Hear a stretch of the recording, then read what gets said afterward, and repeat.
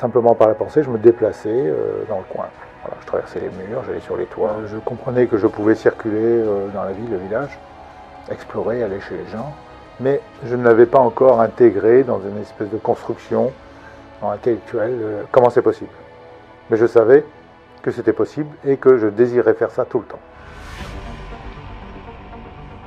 Salut la Poscaille, je dormais tranquillement la nuit dernière et puis je faisais l'un de ces rêves étranges. Celui où j'avais l'impression de voler parmi les nuages et au-dessus des villes. Je suis sûr que ça vous dit quelque chose et que vous l'avez déjà fait aussi. Et en même temps, c'est une sensation quand même très agréable. Hein. Eh bien, que diriez-vous si je vous apprenais que certaines personnes racontent pouvoir retrouver cette sensation à volonté? Mais les humains ça vole pas par contre, Chris.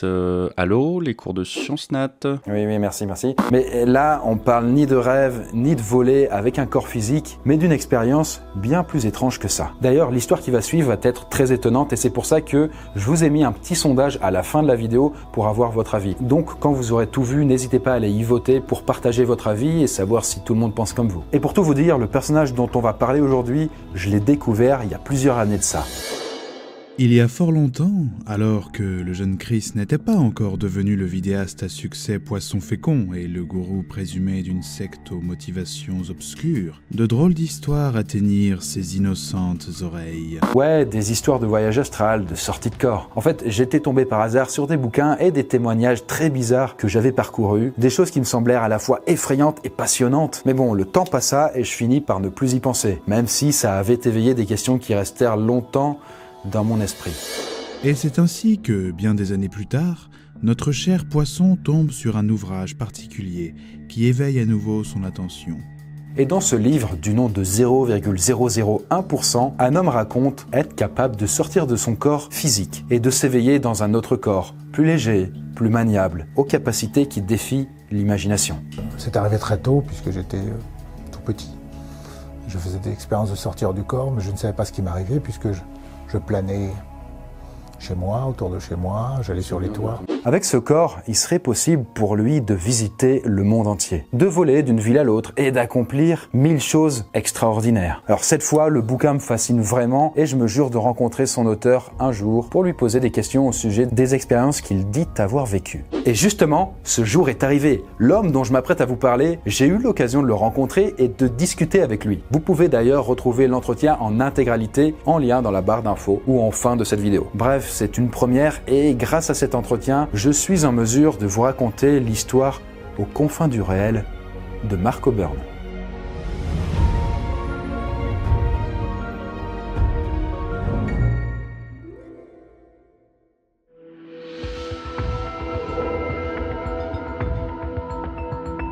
Tout d'abord, il faut savoir que Mark O'Byrne se définit comme un expérienceur, donc quelqu'un qui vit des expériences. Et ces expériences, il les vit depuis son plus jeune âge.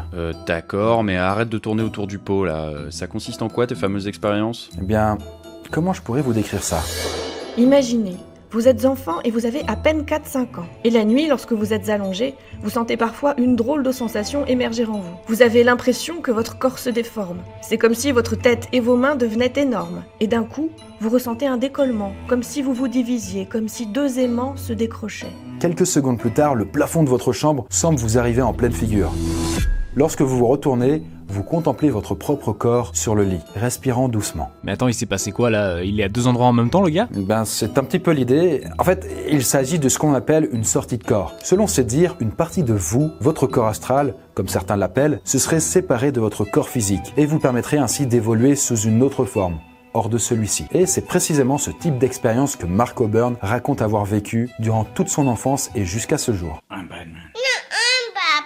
De ce qu'il explique, son corps astral lui permettrait de flotter dans les airs, hors de la vue de tous. Ainsi, lorsqu'il était petit, il lui arrivait régulièrement d'aller observer ses parents dans le salon, mais aussi d'aller sur les toits et de visiter les alentours, quoi. Et tout ça, quand même, je précise, alors que son corps physique restait sagement assoupi dans son lit. Et lorsqu'il décrit les sensations qu'un truc comme ça procure, c'est sûr que ça donne envie d'essayer. D'après lui, une sortie de corps donnerait l'impression d'être plus réelle et lucide que jamais. Comme si notre corps physique était une enveloppe mal fichue, étroite, dysfonctionnelle. Et que notre corps astral nous permettait de reprendre notre véritable enveloppe. Et en revanche, en rentrant dans notre corps physique, au contraire, on aurait l'impression comme de glisser dans un vêtement trop étroit, petit et désagréable. Ouais, comme un sumo de 150 kilos coincé dans un tutu taille 12 ans, quoi. Mais oui, merci pour l'image. D'après Marc, une sortie de corps n'a rien à voir avec ce qu'on ressent dans un songe. L'esprit serait plus vif, plus rapide. On distingue par exemple beaucoup plus de couleurs, beaucoup plus de lumière. On peut se déplacer, si incroyable que ça puisse paraître, à la vitesse qu'on veut. Et même plus rapidement que la vitesse de la lumière, selon lui. Après, comment est-ce possible? Bon, alors,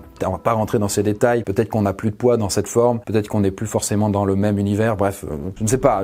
Balancez vos théories en commentaire, quoi. On se sent infiniment plus vivant. Comme si notre état physique, ce que vous voyez là, était un état de veille, somnolent. Et que d'un coup, on retrouvait la forme et la joie d'être nous-mêmes. Un petit peu comme si vous faisiez un rêve qui vous paraissait réel sur le moment. Et qu'en vous réveillant, c'est là que vous vous aperceviez de tout ce qui n'allait pas dans cet état. Dreams, they feel real while we're in them, right? It's only when we wake up that we realize something was actually strange. Ok. Oui, bon, sauf que là, l'équivalent de votre rêve, c'est la vie de tous les jours, celle de votre corps physique.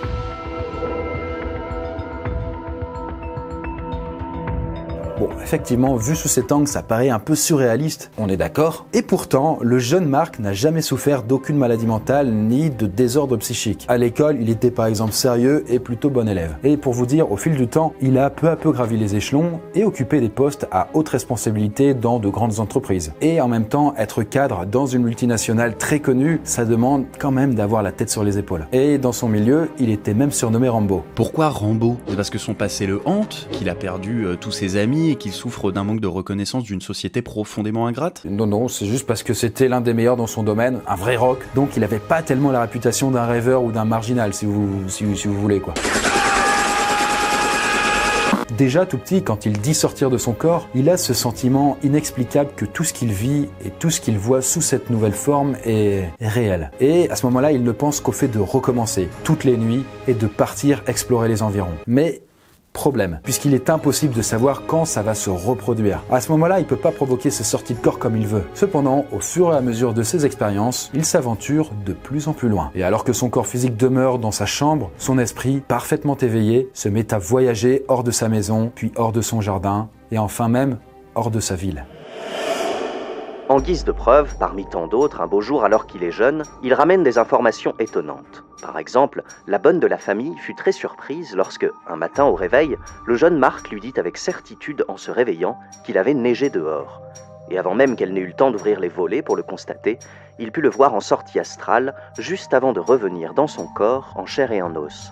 Ou encore, lorsqu'il fut invité pour la première fois par un de ses amis à venir le voir dans une autre ville, Marc fut capable de lui décrire en détail l'avancée des travaux d'un endroit bien précis qu'il n'avait jamais visité avec son corps physique, mais qu'il avait vu lors de l'un de ses voyages astraux. Mais bon, il se rend bien compte qu'il peut pas en parler aux adultes, ou même aux autres enfants de son âge. Mais pas par honte, pas parce qu'il n'est pas sûr de lui, mais tout simplement parce qu'il n'a jamais entendu personne parler de ces choses qu'il vit. Et pendant ce temps, son corps astral lui devient plus familier. Le mec il s'entraîne quoi, ça charbonne. Il peut peut-être pas provoquer les sorties de corps, mais il sait comment cultiver cet état. Le faire durer quoi, trouver les meilleures conditions pour que ça se produise quoi. Ah ouais, il cultive son pouvoir en fait. Le gars c'est un super-héros Marvel.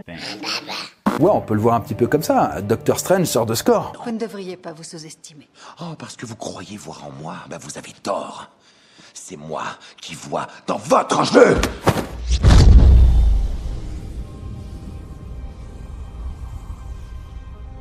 Bref, du coup, désormais, ce n'est plus hors des villes qui se promènent, mais carrément dans différents continents. Il raconte être parti voir l'océan à l'âge de 5 ans, mais bien avant que ses parents ne l'y emmènent en vacances. Et ainsi commence un véritable tour du monde. Selon ses dires, Mark O'Byrne s'est astralement déplacé sur tous les continents. Parfois, il observait le quotidien d'un homme au Québec. Parfois, il visitait des paysages paradisiaques. J'avoue, pour partir en vacances, c'est pas mal. Ouais, enfin, après, tu peux pas te baigner avec ton corps astral non plus, hein. Enfin...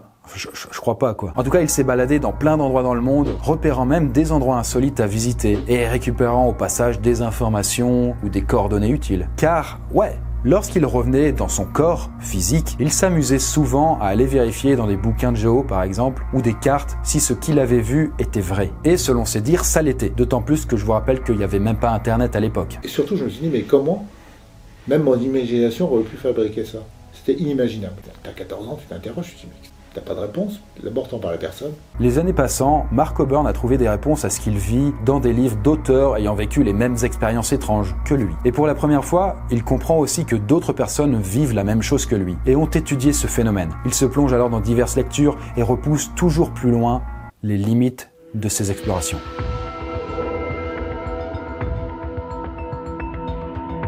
Alors bon, tout ça c'est bien beau, c'est inhabituel, mais je ne vous ai pas encore tout dit au sujet de ces voyages. Et ça, je sais pas si vous êtes prêts. Ah, tu craches le morceau maintenant, hein? Et oui, parce que non seulement sortir de son corps physique lui permet de voyager au-delà des mers, mais également au-delà de notre planète. Et ouais, Mark Coburn raconte être devenu capable d'explorer notre cosmos, notre univers, et même ce qu'il nomme d'autres couches de la réalité, invisibles à nos yeux. Ouvrez votre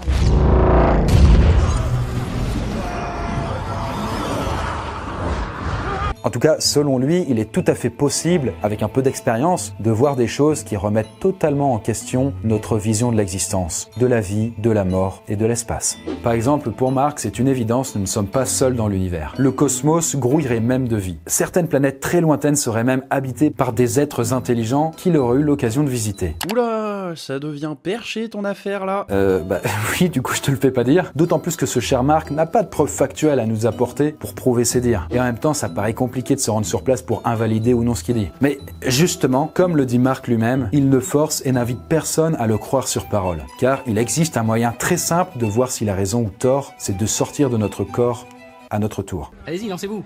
Je sais que c'est compliqué, mais accrochez-vous. Car oui, la beauté de la chose, et c'est lui qui le répète sans cesse, c'est que ce qu'il vit n'est pas un super pouvoir, réservé par exemple à quelques élus, à la Superman ou façon Thor. T'es en train de me dire que je peux aller voir les meufs sous la douche avec ma conscience astrale et tout le bordel?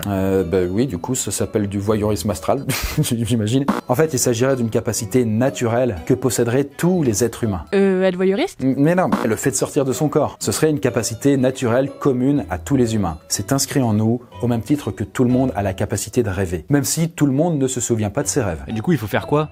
File un mode d'emploi, j'ai envie d'essayer, moi. Ah, attends, je suis pas un expert, mais je vais essayer de te donner les mêmes conseils que Mark. Et l'une des méthodes les plus simples pour y arriver, c'est ce que Mark appelle la méthode directe. Celle la plus rentre dedans et qui va droit au but, quoi. Vous voulez sortir de votre corps? Eh bien, c'est pas plus compliqué que ça. Soyez vraiment motivé et répétez-le vous avant de vous endormir. En fait, plus précisément, il suffit chaque soir de vous répéter avant de vous endormir que vous allez sortir de votre corps. Mais il faut pas se le dire comme on réciterait un poème, sans y croire. Il faut avoir une véritable intention de réussir, en être quelque part intimement persuadé. Et ainsi, à force de vous le marteler dans le crâne tous les soirs, jusqu'à vous endormir, au bout de quelques semaines, quelques mois, selon Mark, ça finit par se produire.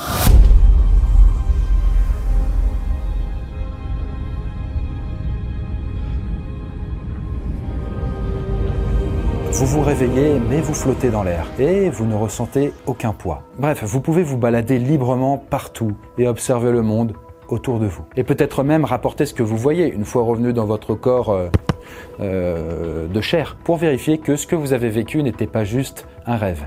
Après, c'est une technique difficile à tenir car il faut une très forte motivation et persévérance. Et la plupart des gens, très clairement, finissent par se décourager ou oublier et ainsi par abandonner tôt ou tard. Ok, mais imaginons que je suis un tenace et que j'y arrive. Comment je fais pour rentrer dans mon corps ensuite? Je peux être bloqué dans cet état de fantôme pour toujours? En fait, toujours selon Mark, je vais te donner un scoop. Rentrer dans son corps physique est la chose la plus simple et en même temps celle qu'on a le moins envie de faire. Puisque lorsque tu sors de ton corps, tu te réveilles généralement dans ta chambre, au-dessus de ton lit, et à ce moment-là, si tu as le malheur de te retourner et de vouloir regarder ton corps assoupi dans ton lit et que tu t'approches trop près, tu seras comme aspiré et tu rentreras dedans.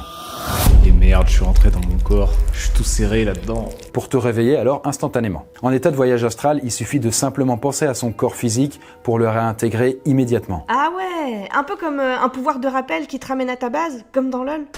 Dans League of Legends, il suffit d'une simple pression sur un bouton pour vous ramener automatiquement à votre base. C'est magique, ça marche tout le temps. Voilà, merci beaucoup. Après, de toute façon, si tu sors trop longtemps ou qu'il y a quelque chose qui touche ton corps physique, genre ta meuf qui te secoue au lit car tu ronfles, tu seras immédiatement rappelé dans ta bonne vieille chair.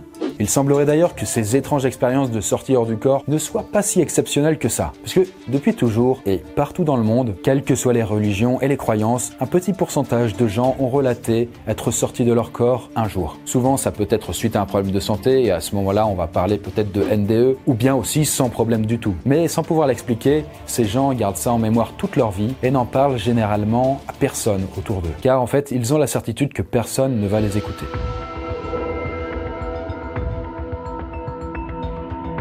Bon, très bien, on sait maintenant ce que c'est une sortie hors du corps, mais bon, vous vous doutez bien qu'un truc pareil, de nombreuses personnes ne savent pas trop quoi en penser. Et évidemment là-dedans, il faut trouver la fameuse caution scientifique. Ah oui, c'est quasiment obligatoire. Et pour certains scientifiques, les conclusions se sont avérées inattendues.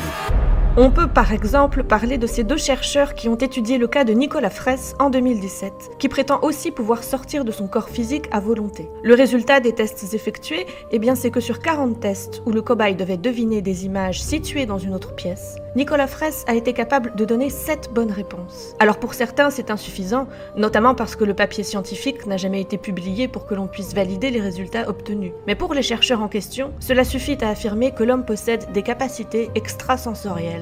Pour d'autres, les sorties de corps ne seraient qu'une illusion induite par notre cerveau. En 2014, Andrea Smith et Claude Messirve de l'Université d'Ottawa ont publié un article sur le sujet. Lorsqu'un des cobayes de l'étude prétend avoir une sortie de corps, l'IRM montre bien une activité étonnante dans le cerveau, notamment au niveau des zones qui gèrent la kinesthésie. C'est-à-dire la façon dont nous situons notre corps dans l'espace, notre capacité à en avoir conscience. Bref, notre interaction avec le monde extérieur, quoi. Selon cette théorie, les sujets qui font des sorties de corps vivent bien les sensations dont ils parlent. Le cerveau leur fait croire qu'ils ne sont plus à l'intérieur de leur corps physique. Leurs repères sont troublés. L'expérience est donc vraie pour eux, ils la vivent vraiment, même si elle ne serait pas réellement objective. Et mieux encore, il suffirait de se former à cet exercice pour pouvoir reproduire ce dysfonctionnement cérébral à volonté. Bon, après, ça n'explique pas qu'ils puissent ramener des infos vérifiables de leurs observations, ou de leurs délires, à voir. Mais bon, voilà, de là à parler de voyage astral, les rares scientifiques qui se sont penchés sur le sujet ne sont pas convaincus.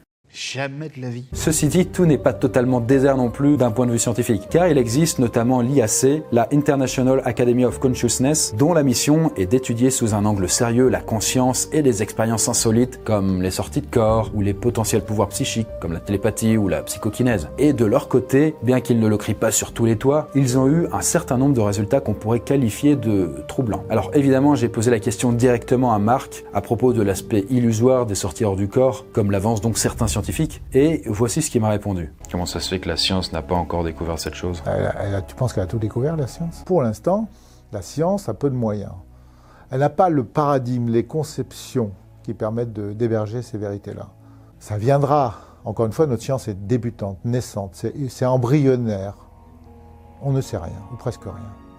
Et voilà pour l'histoire de Mark O'Byrne, l'expérienceur qui n'est d'ailleurs pas un cas isolé. Beaucoup de témoignages peuvent se révéler troublants au sujet des sorties de corps, mais il reste difficile de prouver qu'il s'agit bien de voyages astraux, et pas de délire, de rêve ou d'imagination trop débordante. Et même en admettant que ces gens croient ce qu'ils disent avoir vécu, difficile quand même d'avoir un avis éclairé. Entre autres parce que la science dénigre ce genre d'expérience et trouve que ça fait pas sérieux de se pencher sur ce genre de choses qui relèvent un peu plus de la parapsychologie. Mais aussi parce que les personnes qui prétendent vivre ces choses extraordinaires sont peu enclines à partager leur vécu et à se livrer à des protocoles scientifiques, de peur du ridicule ou de perdre leurs moyens. Qu'est-ce que vous en avez pensé ? Ça serait super intéressant d'avoir votre avis et de dire si justement ça vous semble plausible ou alors juste des foutaises. Bref, vous avez un sondage qui va s'ouvrir juste là. Et donc n'hésitez pas à aller y répondre et voir l'avis des autres. Tout ce que je peux vous dire, c'est que si le sujet vous intéresse, vous pouvez lire les différentes études et livres qui en parlent et vous faire aussi votre propre avis. Comme je l'avais dit en intro, vous avez l'entretien intégral que j'ai passé avec Mark O'Byrne ici, dans ce studio. L'entretien dure presque 1 heure et nous parlons de beaucoup de choses. Donc n'hésitez pas à aller checker si ça vous dit.